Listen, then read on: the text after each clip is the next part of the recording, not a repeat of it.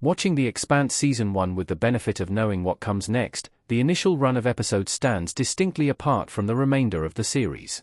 The adaptation of James S. A. Corey's books debuted on the Sci-Fi channel in 2015 to the sound of widespread critical acclaim, before The Expanse later moved to Amazon for seasons 4 to 6. A few notable changes aside, The Expanse is a mostly faithful retelling of its source material, perfectly capturing the grimy, clanking feel of semi-plausible space exploration. While The Expanse ended before covering all 9 novels, seasons 1 to 6 function very nicely as a complete narrative, beginning with the discovery of the proto-molecule and ending with the destruction of the Free Navy.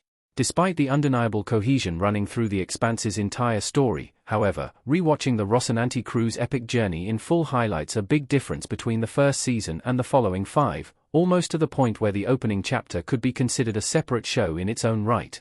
Miller's role in The Expanse Season 1 adds a unique element other seasons lack.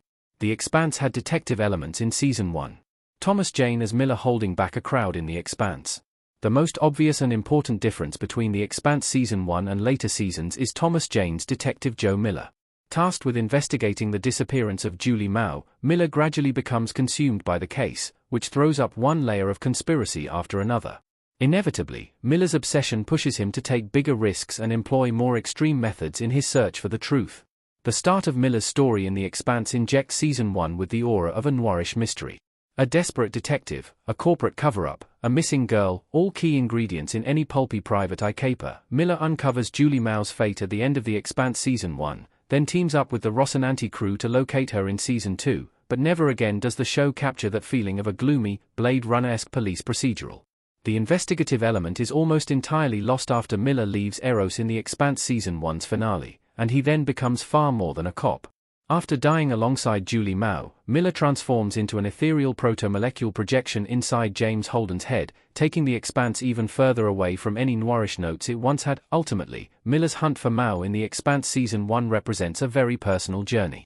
It's a low-level case happening in a smaller corner of The Expanse's world. Once the veil is lifted, however, the Julie Mao incident explodes into a multi-planet incident that literally reshapes the Sol system. From that point onwards, the notion of skulking in the shadows searching for hidden clues becomes moot.